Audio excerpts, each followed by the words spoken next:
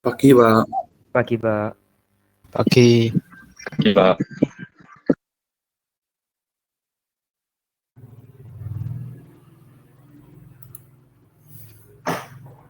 Baik ya, kita mulai saja ya untuk pertemuan pertama mata kuliah arsitektur komputer ini.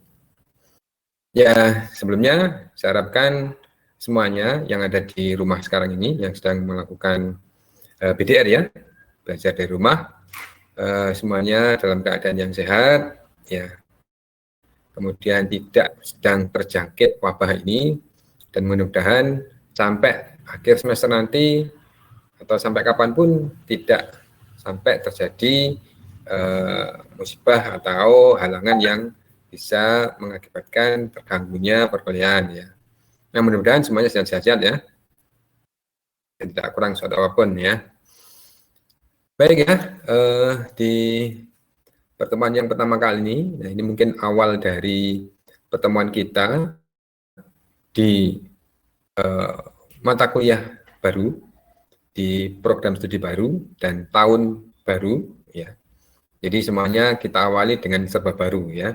Nah, mudah-mudahan apa yang serba baru ini nanti bisa mempunyai kelanjutan yang atau mendapatkan akhir yang baik ya, yang bagus ya.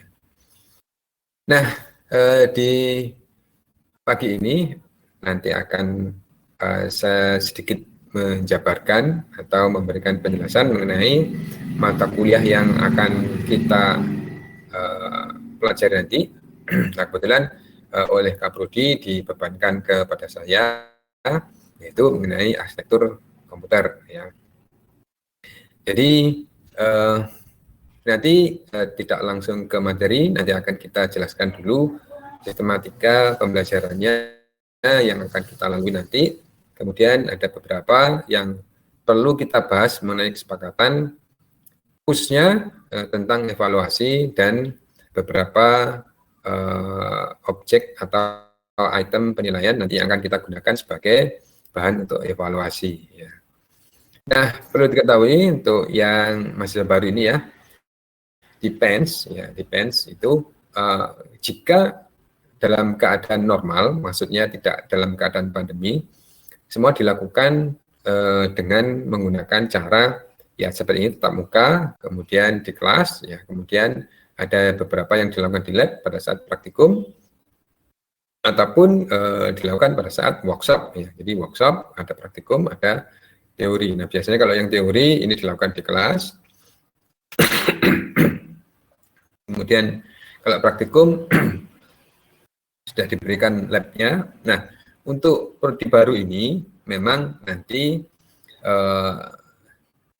diberikan satu tempat sendiri atau lokasi sendiri yang dalam hal ini nanti untuk sementara dititipkan dulu di program pasca sarjana.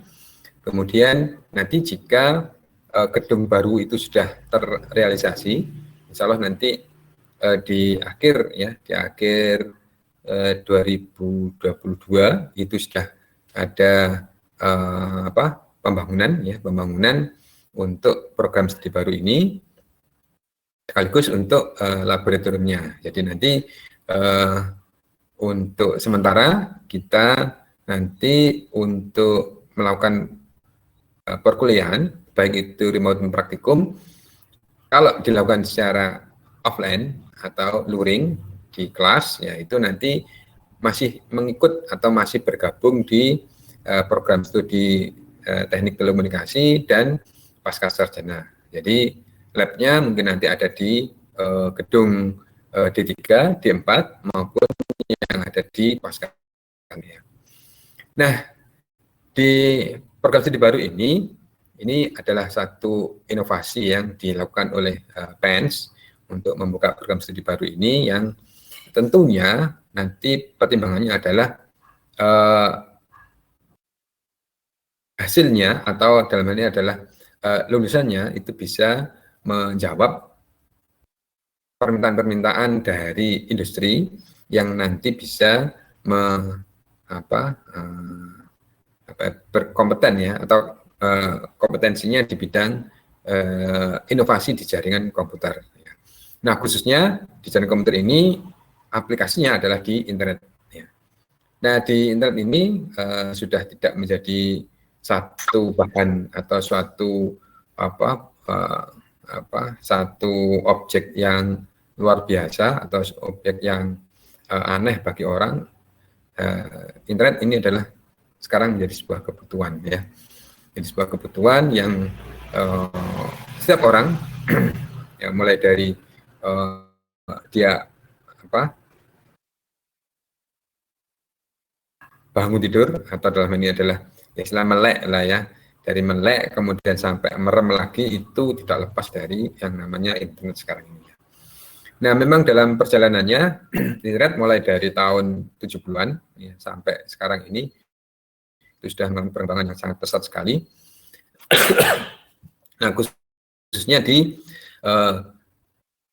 infrastruktur maupun di protokol-protokol komunikasi yang sudah dihasilkan oleh ini ya, standar-standar yang digunakan untuk melakukan komunikasi ya, khususnya standar yang dipakai hingga saat ini adalah standar TCP/IP.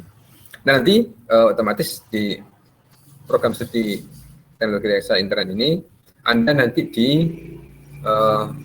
dituntut atau katakanlah itu diberikan bekal untuk melakukan satu inovasi-inovasi di internetnya. Nah, apa saja? Nah, bisa nanti ada beberapa konsentrasi yang bisa diambil, yaitu bisa diambil melalui untuk infrastruktur jaringannya. Ya, nanti bagaimana membuat inovasi-inovasi infrastruktur jaringan itu bisa kita buat. Ya. Kemudian bisa melalui konten-konten yang dipakai di internet. Ya, itu nanti akan cenderung akan sedikit bersinggungan dengan di program IT ya, di informatika. Kemudian yang berikutnya bisa diambil untuk masalah security-nya. Nah, ini yang biasanya lebih banyak di inovasinya. Jadi khusus untuk yang baru ini, itu konsentrasi itu nanti yang akan kita kembangkan, ya, termasuk implementasinya di jaringan yang berbasis IoT dan berbasis cloud. Nah, itu nanti kita sudah memiliki rancangan desain untuk laboratoriumnya jaringan cloud itu, kemudian untuk jaringan yang berbasis IoT. Nah, kita sudah memasang gateway IoT yang ada di PENS, ya, yang bekerja sama dengan Telkom. Ya. Jadi PT Telkom kemudian memasang sebuah gateway IoT yang ada di PENS. Jadi kita nanti bebas untuk melakukan atau membuat sebuah inovasi-inovasi jaringan yang berbasis IoT dengan menggunakan gateway yang sudah disediakan oleh PT Telkom. Jadi intinya dari mahasiswa PENS nanti kalau misalkan ingin membuat sebuah proyek akhir yang ada kaitannya dengan IoT, bebas. Mau dipakai di real, kondisi real maupun dalam bentuk prototype, ya, itu nanti bisa dibuat. Ya. Nah, apalagi nanti yang ada implementasinya di masalah security atau jaringan. Ya, jaringannya, keamanan jaringannya nanti akan lebih bisa kita fasilitasi. Ya. Apalagi di ini infrastruktur jaringannya. Nah, kita sudah boleh dibilang jaringan yang ada di PENS itu satu sekelas ya, sekelas dengan sebuah AS number atau sebuah sebuah, kalau dikatakan satu AS number itu identik dengan sebuah ISP ya. Jadi ISP yang dipakai untuk menghubungkan beberapa jaringan sekaligus. Nah, itu kondisi jaringan yang ada di PENS saat ini. Nah, ini sangat memungkinkan sekali untuk bisa kita terapkan jaringan-jaringan yang berbasis tadi yang saya sebutkan, bisa IoT, bisa ke security-nya, atau bisa ke cloud-nya, atau bisa ke infrastrukturnya. Ya.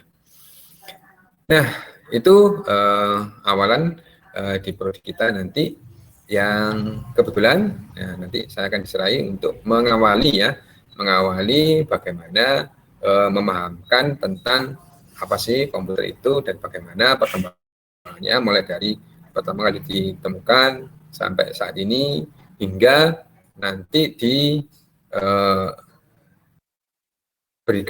ya di pemahaman mengenai bagaimana sih cara kerja di sebuah komputer itu.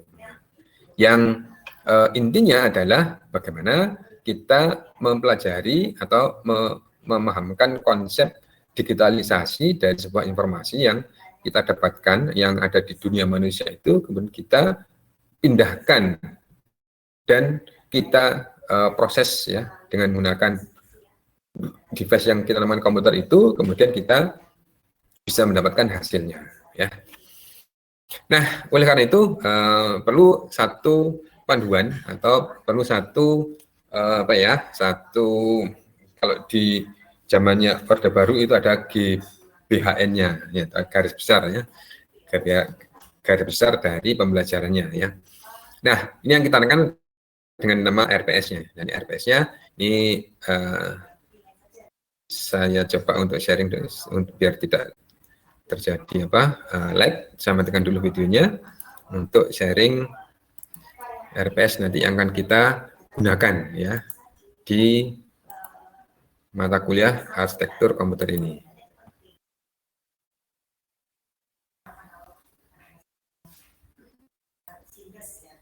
Oke, apakah sudah terlihat ini? Belum, Pak. Belum ya? Iya, belum, Pak.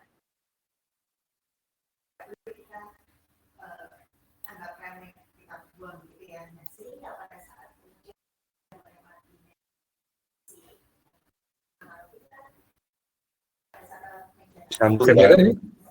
Sudah? Sudah, Pak. Oke. Baik ya. Nah, ini ya. Jadi ini adalah analisa pembelajarannya nanti kalau kita mempelajari BTW ini kelihatan tulisan yang ada di sini. Kalau kurang jelas nanti akan saya perbesar lagi. Kelihatan, Pak. Kelihatan ya? Terlihat, Pak. Iya, Pak. Tak kedekan Didi biar mantep ya, biar lega. Oke. Oke kita ya. Oke. Kita awali saja mulai dari ini ya. Dari bawah yaitu dari minggu awal. Nah, minggu awal ini nanti akan kita bahas ya mengenai konsep-konsep dasar dari komputer ya. Ini ada materi prasyaratnya atau katakanlah prasyarat untuk bisa mempelajari ini ya minimal ada pengetahuan tentang internet ya. Nggak tahu itu karena fresh graduate dari sekolah menengah ya. Jadi paling tidak ya maksud sih ini tidak mengerti tentang komputer atau tentang jaringan ya. Nah, kemungkinan ini komposisi dari teman-temannya yang ada di sini apakah semua full dari SMA atau bagaimana komposisinya? Apakah sudah saling mengenal? Kira-kira ada yang dari SMK? Ada yang dari SMK? Dari sini? Berarti ini? Dari kelas ini? Ada ya? Oke. SMK-nya SMK apa ini? Elektro, Pak. Oh, elektro. Oke.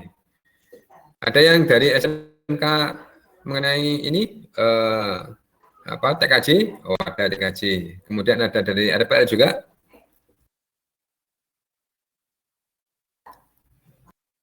Oke, tidak apa-apa ya. Jadi semuanya sama nanti ya. Semuanya sama. Jadi kita belajar bersama-sama mulai dari awal. Karena yang sudah saya sebutkan tadi ini adalah prodi baru, di mana prodi baru ini memang hanya ada 2 di Indonesia, yaitu ada di UGM dan yang kedua ada di PENS ya, yang baru ini. Ya. Jadi sama-sama di ini ya di dunia inovasi jaringan internet. Ya. Nah, apa saja nanti yang dasar-dasar yang kita gunakan untuk mempelajari di prodi rekayasa internet ini? Yang pertama adalah mengenai arsitektur komputer itu. Ya. Nah, di minggu pertama dari pertemuan kita nanti, minggu pertama maksudnya yang ini ya, jadi ini pendahuluannya, tapi nanti kita lebih fokus lagi di minggu berikutnya. Ya. Jadi minggu pertama sampai minggu ketiga itu nantinya kita bisa mempelajari tentang arsitektur dan organisasi dari komputer. Ya. Kemudian struktur serta fungsi dari komputer itu sendiri dan evolusi ya dari komputer itu seperti apa, ya. Evolusinya itu ya berarti perkembangan teknologi komputer itu mulai dari ditemukan hingga saat ini itu seperti apa, ya. Apakah perkembangannya memang signifikan dengan teknologi yang ada dipakai hingga saat ini, atau bagaimana? Apakah ketinggalan dan sebagainya? Nah, nanti kita bahas ya. Kemudian di minggu itu tadi capaian yang harus kita peroleh atau yang harus kita lampaui di pertemuan yang pertama, yaitu di SubJPMK 1 itu pelaksanaannya dari minggu pertama sampai minggu ketiga. Ya. Nah, kemudian dilanjutkan dengan JPMK yang kedua, yaitu capaian pembelajaran mata kuliah ya di JPMK yang kedua ini, yaitu mampu menjelaskan ya sistem bus pada komputer serta hubungan antar bus ya pada arsitektur komputer ya Intel x86 ya. Jadi yang berbasis komputer dengan IC 86 base ya. Jadi Intel ya, dari Intel itu ada nomor serinya, nomor seri dari prosesor yang digunakan atau yang diproduksi oleh Intel itu yang berbasis X apa. Jadi yang belakangnya itu ada 86 itu nanti produksi dari Intel itu, nah khususnya yang dipakai untuk komputer itu seperti apa. Nah ini nanti dikaitkan dengan sistem bus yang digunakan. Ya sebenarnya bus itu apa sih? Bus itu apakah podom basiku? Ya apa? Jadi busnya itu seperti apa? Ya kemudian dipakai untuk apa, kemudian fungsi apa, nah itu nanti yang kita bahas. Ya. Itu masuk di JPMK yang kedua, yaitu kita masuk di minggu keempat ya dari rencana pembelajaran ini nanti. Ya. Kemudian masuk ke minggu kelima, ya kita nanti belajar mengenai hierarki dari memori, ya. Kemudian cache memori itu seperti apa, cara bekerjanya. Ya, jadi kalau misalkan kita punya memori di komputer, ya berarti nanti ada teknik atau cara penggunaan dari slot-slot memori yang ada di memori tadi, di physical memorinya, kemudian yang digunakan untuk melakukan proses di prosesornya itu seperti apa. Ya. Kemudian ada tempat yang digunakan untuk menyimpan cache-nya. Cache ini seperti apa ya? Temporary memory atau tempat yang sementara yang digunakan terminal, istilahnya terminal yang digunakan untuk melakukan proses di sebuah prosesor. Ya. Nah, kemudian dilanjut dengan pertemuan yang ke-5, pertemuan minggu ke-5, ke-6 ya, dan 5 ya, ke minggu selanjutnya yaitu 6 sampai 7, 6-7, nah masuk ke JPMK yang keempat, yaitu nanti yang kita pelajari mengenai internal dan external storage, ya. Dan bagaimana implementasinya di sebuah komputer. Ya. Jadi storage ini identik dengan media penyimpan. Nah, sesuai dengan teknologi yang berkembang hingga saat ini, media penyimpan itu sudah banyak sekali ya. Jadi ini nanti akan kita bahas beberapa teknologi penyimpanan dari hasil sebuah proses itu, kemudian bisa kita gunakan atau bisa kita ambil, kemudian misalkan kita bisa menyimpannya atau merubah dari penyimpanan yang sifatnya itu logical, kemudian kita rubah menjadi physical, ya kita bisa cetak dan sebagainya, itu bisa kita pelajari di sini ya. Nah, nanti apa yang menjadi pembeda antara penyimpan internal dan penyimpan yang sifatnya eksternal ya. Nah, nanti kita bahas ya. Nah, kemudian di minggu ke-8 ini menurut ini kurikulum yang minggu ke-8 ini kita sudah masuk ke evaluasi atau UTS ya. Nah, kemudian dilanjut minggu ke-9 ya. Ini nanti kita pelajari mengenai contoh dari masukan dan keluaran dari sebuah komputer itu ya. Kelanjutannya dari story tadi ya. Kemudian yang berikutnya kita nanti bisa pelajari mengenai interrupt driven input output ya komputer ya.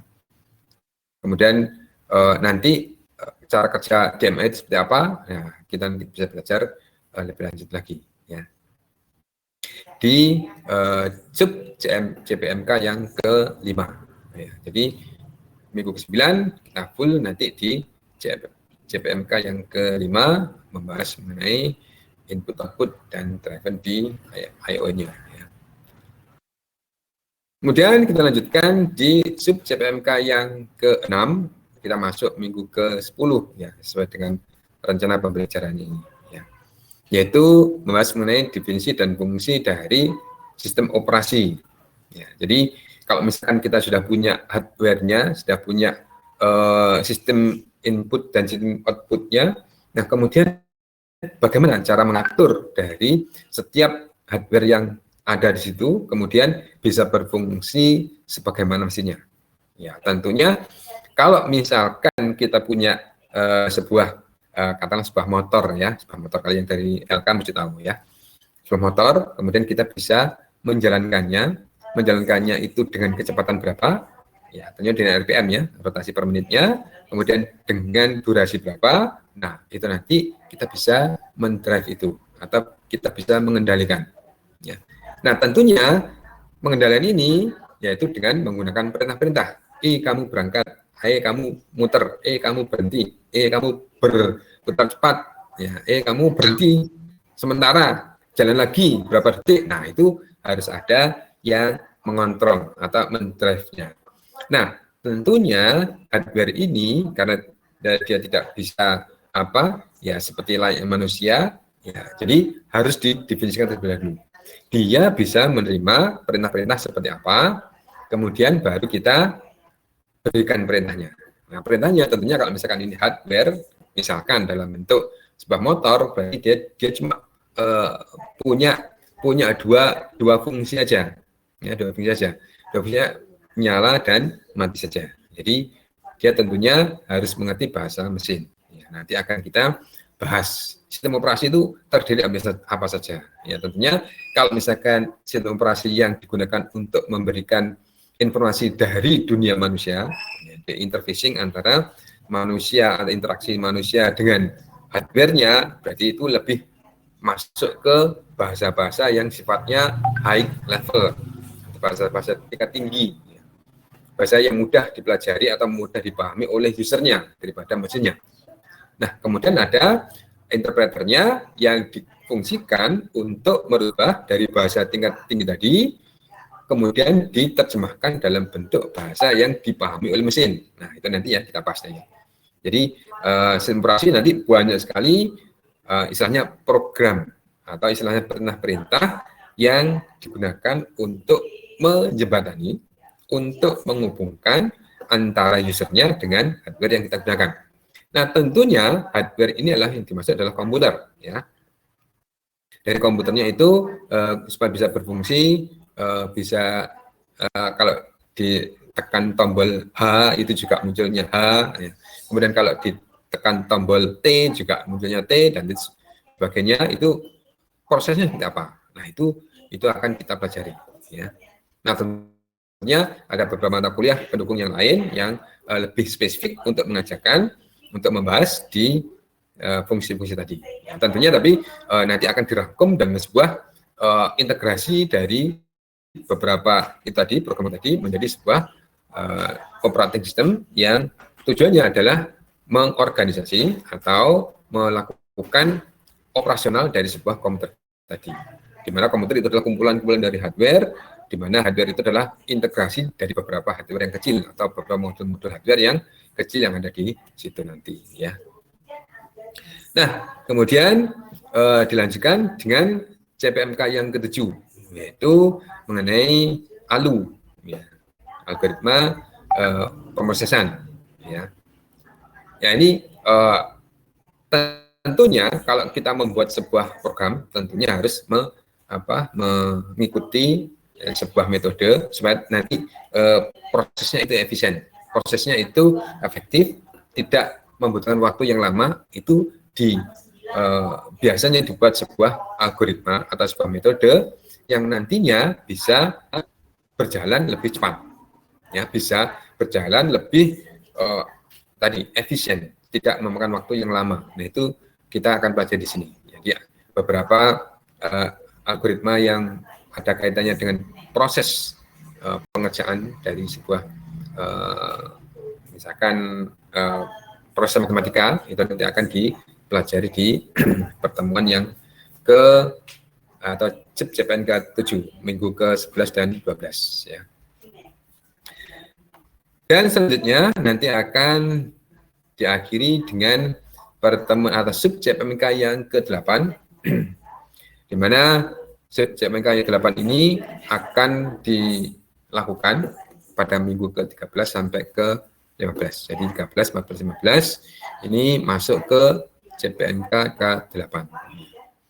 Jadi di sini nanti akan membahas mengenai metode tentang mode pengalamatan dan instruksi set ya, pada sebuah CPU. Jadi ini lebih menjurus ke bagaimana pemanfaatan dari sebuah CPU. Jadi setiap komputer itu pasti ada CPU-nya.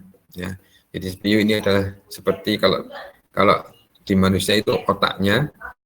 Jadi kalau misalkan CPU-nya ini cerdas ya, berarti ya dia prosesnya juga cepat. Ya. Tapi kalau CPU-nya lemot, ya mungkin prosesnya nanti akan ya sedikit terhambat lah. Ya. Jadi nanti kita bedakan. Ya CPU nanti akan ada beberapa faktor yang mempengaruhi, ya sehingga prosesnya nanti bisa berjalan lancar dan tidak, itu nanti ada beberapa modul pendukung yang digunakan sehingga CPU ini bisa berjalan atau bisa melakukan proses sesuai dengan instruksi yang diinginkan oleh pembuatnya. Nah tentunya CPU ini sesuai yang kita sepakati, yaitu kita bahas ini adalah berbasis Intel, ya, Intel base ya. Intel base yang biasa digunakan di komputer-komputer. Nah, bagaimana kalau misalkan nanti ada yang lain, Pak? Apakah hampir sama? Ya, metodenya hampir sama. Ya, CPU yang berbasis Intel maupun yang berbasis di misalkan buatan dari AMD itu juga hampir sama. Ya. Khususnya dalam logika dasar yang biasa digunakan untuk melakukan satu proses digital, ya, proses digitalisasi, proses yang berkaitan dengan algoritma pemrosesan berbasis digital itu pasti sama. Nanti akan berbeda di manajemen tadi cache dan memorinya. Nah, seperti pemanfaatan beberapa core atau beberapa core itu seperti slot ya. Kalau misalkan ada beberapa itu, nah itu ada kalau misalkan core yang satu sedang sibuk, kemudian bisa dipindahkan di core yang satunya. Jadi nanti kalau misalkan CPU-nya itu terdiri dari banyak core, otomatis kalau proses itu datangnya bersamaan, jadi karena komputer itu harus mendukung yang namanya multitasking. Jadi ada multitasking itu adalah multiproses, di mana dalam satu waktu yang sama mungkin bisa dilakukan proses yang berbeda. Jadi sekali waktu atau sekali jalan dia bisa menghasilkan berbagai proses yang selesai. Jadi kalau misalkan komputer kita itu kita lihat dengan menggunakan perintah misalnya Ctrl Alt ya, atau di task manajernya, task itu pekerjaannya. Jadi pekerjaan yang dilakukan oleh sebuah komputer itu, nah ini banyak sekali. Nah itu dikerjakan dalam waktu yang sama. Jadi komputer kita itu mengikuti kaidah multitasking. Ya, multitasking itu banyak task, banyak pekerjaan yang bisa dilakukan. Nah beda dengan kalau misalkan kita punya sebuah kalkulator. Ya. Kalkulator itu ya ada yang lebih dari satu task. Misalkan kalkulator yang tipenya X berapa itu yang 8000 dan sebagainya dari Casio ya, dari prosesor Casio itu ada yang bisa digunakan untuk membuat program. Nah itu bisa multitasking. Tapi banyak sekali kalkulator yang hanya bisa melakukan satu task saja. Task saja itu satu pekerjaan, satu baris perintah itu hanya dikerjakan dalam sekali saja. Tapi kalau misalkan komputer kita, ya CPU kita itu bisa melakukan banyak task dalam satu waktu. Nah, itu yang membedakan nanti antara komputer yang kita gunakan dengan komputer-komputer yang lain itu bisa kita analisa di situ. Ya. Nah, ujung-ujungnya nanti di minggu ke-16 itu ada proses evaluasi. Ya. Nah, evaluasi ini adalah lakukan untuk melihat bagaimana penyerapan yang nanti atau yang sudah diberikan untuk diterima diterima mahasiswanya, kemudian nanti harus dilakukan evaluasi. Nah, itu perlu kita laksanakan evaluasinya. Nah, untuk sementara mungkin evaluasi yang dilakukan di sini nanti adalah evaluasi yang berbasis online. Nah, biasanya evaluasi itu adalah evaluasi ujian akhir, ya, di mana ya seperti ujian layaknya itu di kelas dan sebagainya. Kalau misalkan yang di sini masih menggunakan sistem online. Ya.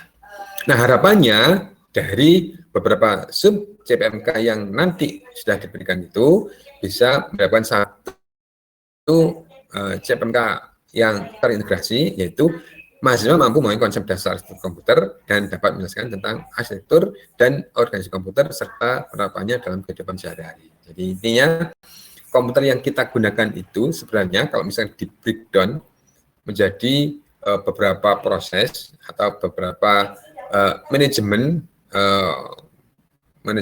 ini ya, interaksi antara proses itu sebenarnya adalah sangat rumit sekali. Tapi nanti kita bisa mempelajarinya sehingga kita bisa paham cara kerjanya seperti apa sih.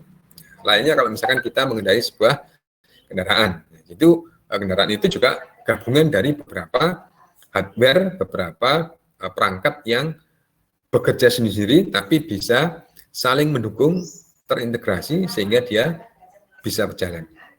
Ya. Jadi bayangkan bagaimana kalau misalkan kendaraan itu ada salah satu fungsi yang tidak bisa bekerja, misalkan ya. Jadi nanti pasti itu nanti akan terjadi satu fault, kesalahan yang nantinya mengakibatkan tidak bisa berjalannya sebuah kendaraan. Yang demikian dengan komputer. Ya.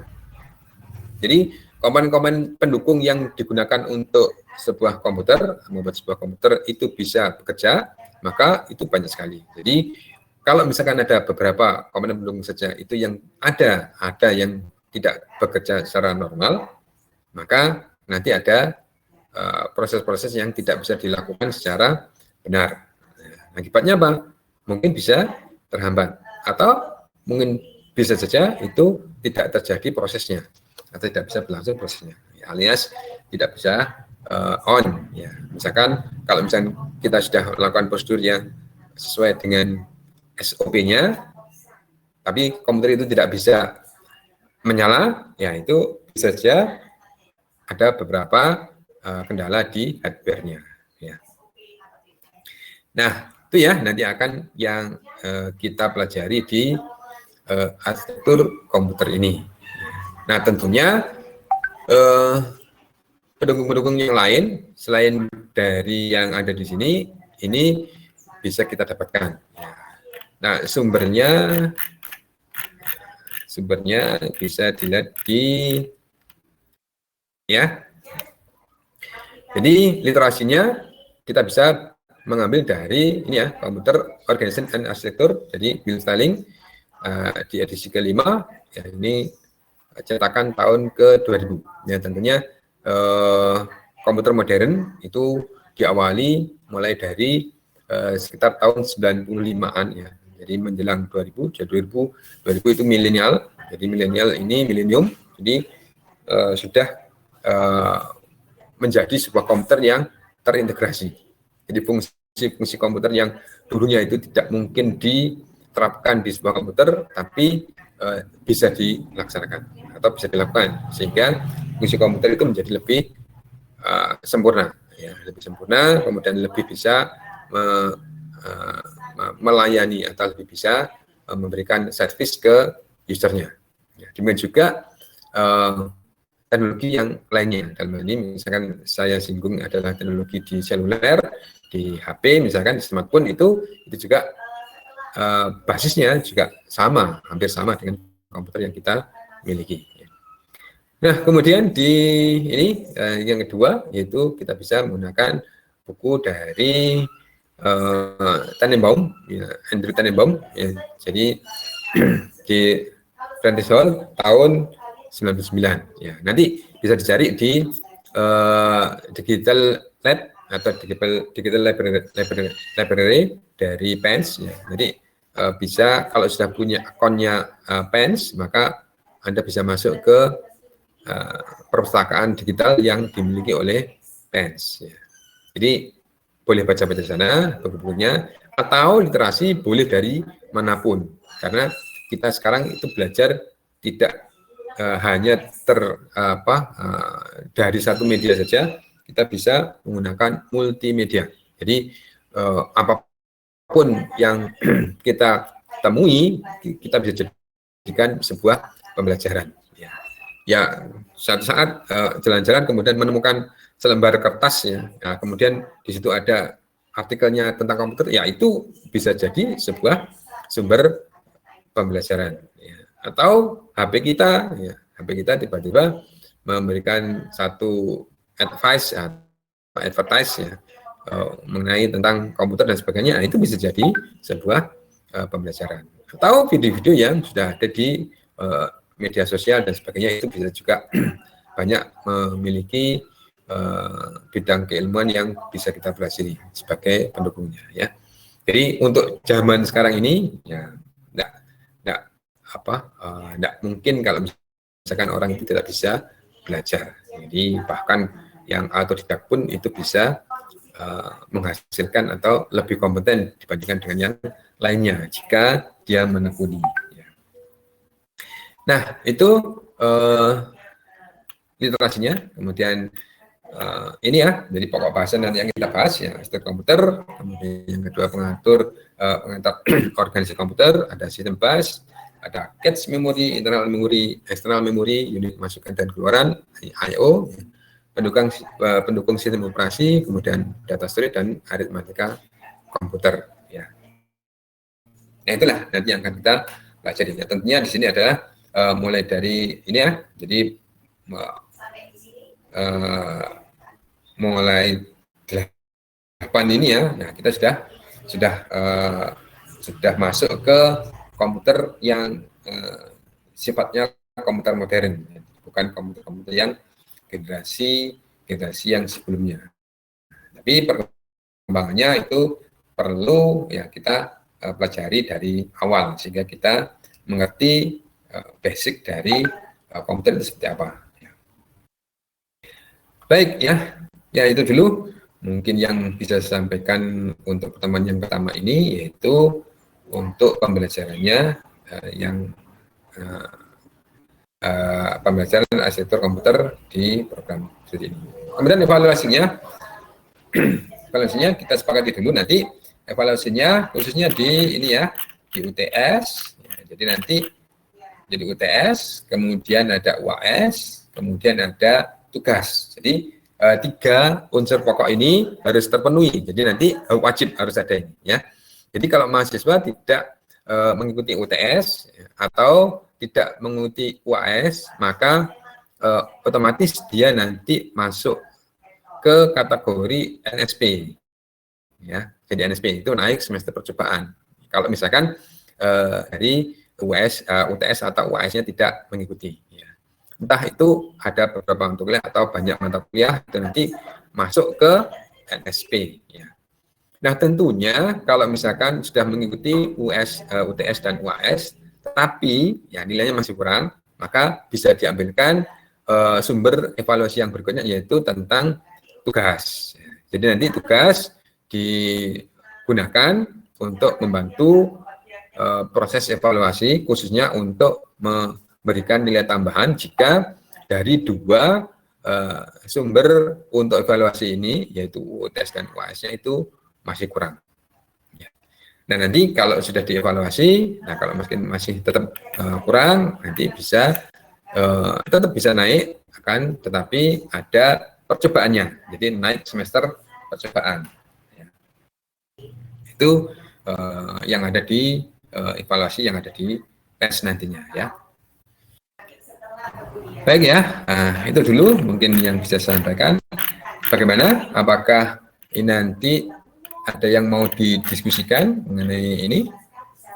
Ada yang belum jelas mungkin dari pendahuluan ini atau apa yang harus kita bahas nanti pada saat kita masuk ke pembelajaran mata kuliah arsitektur komputer ini, boleh ditanyakan.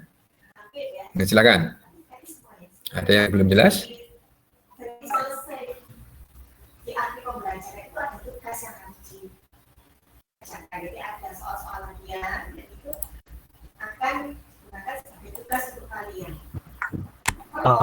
Mungkin ada yang bertanya Pak. Oke, silakan. Ini teman saya ini di kolom chat ada yang bertanya Pak. Oh iya.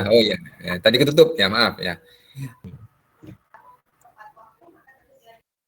Oke, prasyarat mengenai internet. Ini banyak sekali ya. Jadi yang internet ini ya apa? Misalkan semuanya kan punya HP kan ya, punya komputer yang digunakan ya. Jadi internet ini misalkan ada apa? Ada komputer gateway, ada DNS, dan nanti ada di jaringan komputer. Cuma kalau misalkan sekedar ya tahu kalau misalkan komputer itu dioperasikan dengan menggunakan protokol TCP/IP, itu salah satu bagian dari apa? Internet, pengetahuan mengenai internet. Ya. Jadi pokoknya bisa browsing gitu aja lah ya. Dan bisa browsing maksudnya apa? Maksudnya kalau misalkan sumber pembelajaran dari DENS atau dari saya mungkin ada yang kurang, nanti bisa ditambahkan dengan sumber yang lainnya. Yaitu kalau sekarang kan sebenarnya cuma ada satu yang dominan gitu, yaitu di internet. Nah, itu maksud saya ya. Baik ya. Yang lainnya mungkin?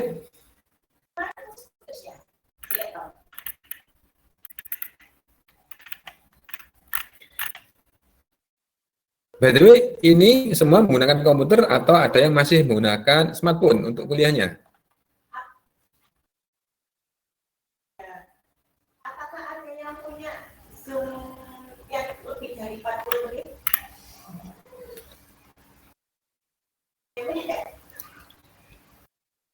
Ya. Kalau nggak punya ya nggak apa-apa. Kalau putus kita nyambung lagi gitu aja ya. Oke. Ya, jadi Gimana? Bisa pakai komputer semua ya? Yang mudah-mudahan semua ya. Semua sudah bisa atau sudah menggunakan komputer ya. Karena nanti ada beberapa ya istilahnya pada saat pembelajaran mungkin kita membutuhkan satu output ya atau menjelaskan sebuah output itu nanti bisa diambilkan dari komputer masing-masing ya. Itu untuk melihat seperti apa sih ya, bentuknya atau hasilnya seperti apa kalau misalkan kita perintahkan seperti ini yang di komputer kita. Nah, itu yang akan kita dapatkan, kita ambil dari komputer masing-masing. Oke, untuk penjelasan mengenai pertemuan pertama ini, pendahuluannya, apakah ada yang mau ditanyakan? supaya kita bisa tersampaikan dengan baik, kita pakai Zoom dulu ya. Sementara Zoom dahulu ya, itu ya. Mungkin saya ingin bertanya Pak. Oke, ya, monggo. Jadi saya akan belajar tentang operating system juga Pak. Itu apakah secara umum saja, secara garis besar saja, atau apakah akan mendetail juga nanti akan belajar seperti shell begitu atau bagaimana Pak?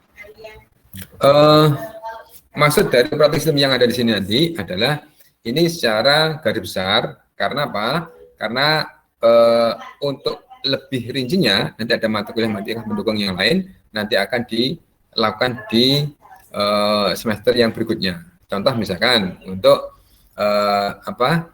manajemen komputer atau manajemen jaringan itu nanti salah satunya adalah membahas bagaimana menggunakan sebuah sistem operasi yang berbeda.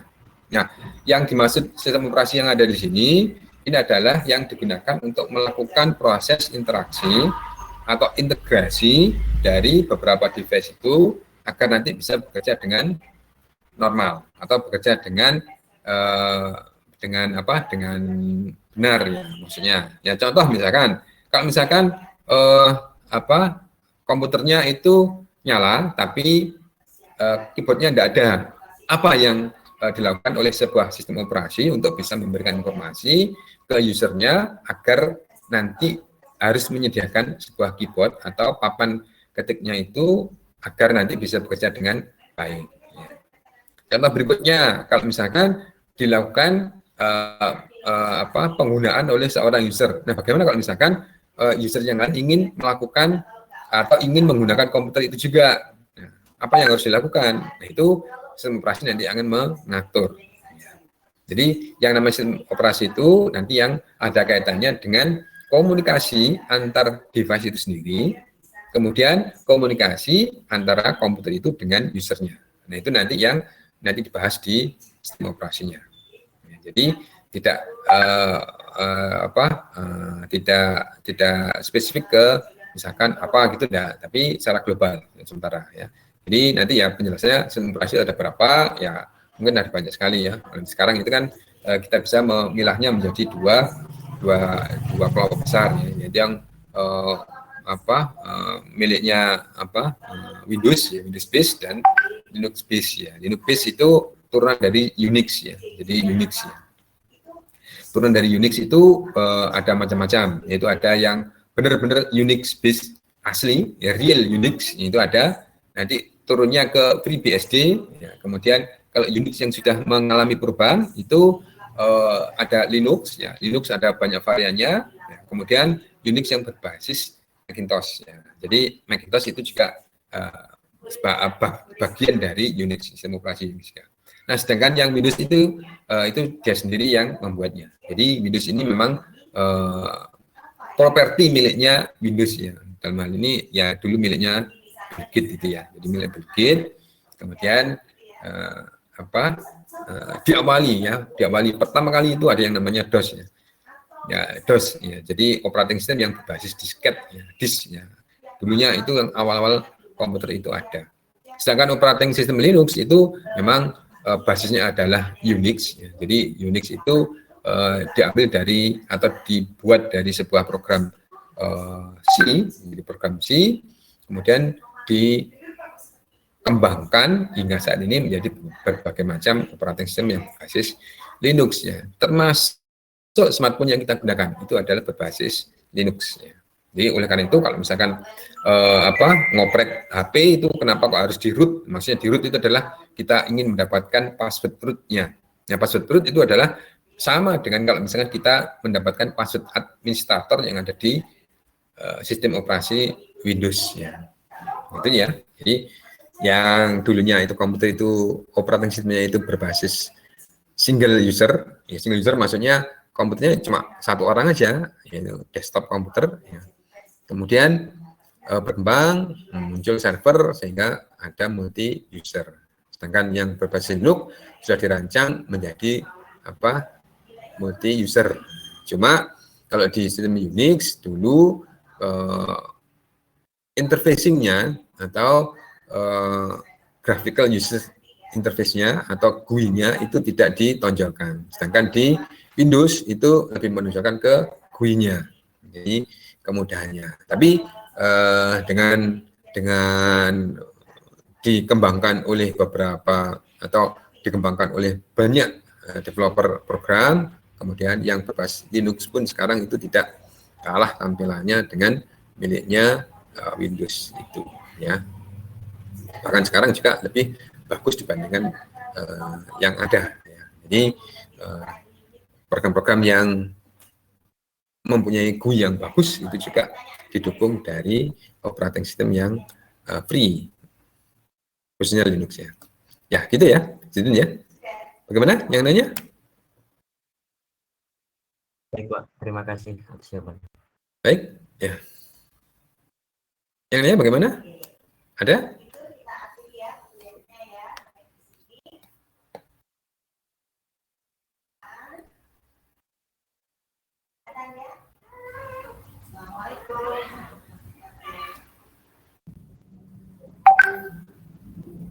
Oke, belum ada? Baik, kalau belum ada, itu PJ-nya tadi sudah masukkan saya ke sebuah grupnya. Ya, nanti kalau ada informasi-informasi yang berkaitan dengan mata kuliah yang saya ampu, nanti sebelum kita bisa menggunakan etol ini, nanti akan, oke, nggak apa-apa Zaki, ya, nggak apa-apa ya. Nanti bisa diinformasikan ke grup WA-nya. Jadi, misalkan kalau ada pas saya tidak bisa ngajar atau terlambat mungkin, kalau misalkan informasinya tadi bisa saya sampaikan di grup tadi. Atau kalau misalkan dari mata kuliah yang saya ampu, kemudian masih ada yang belum jelas, untuk bisa lebih detailnya bisa nanti bertanya di grup, kemudian kita bahas bareng-bareng. Jadi itu ya, nanti akan kita manfaatkan fungsi grupnya. Boleh nanti di grup tadi bisa memberikan ide-ide, memberikan satu bahan diskusi sehingga kita bisa membahasnya. Nah, kalau misalkan bisa kita kaitkan dengan mata kuliah yang kita pelajari di sini, nggak apa-apa, itu akan lebih bagus. Atau misalkan ada satu kasus atau proyek itu yang ingin dibahas di situ, yang apa-apa, silakan. Nah, tidak menutup kemungkinan kalau misalkan dari semester 1 ini Anda ini sudah punya angan-angan nanti saya pengen membuat apa di semester akhir, itu akan lebih bagus lagi. Ya. Jadi sudah jelas nanti arahnya yang dipelajari itu apa saja, kemudian nanti sedalam apa yang harus dipelajari itu nanti bisa kita diskusikan di grup di perkuliahan ini. Ya.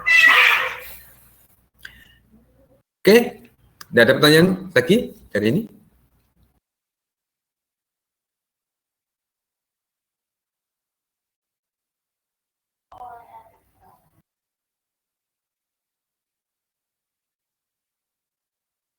Belum ada?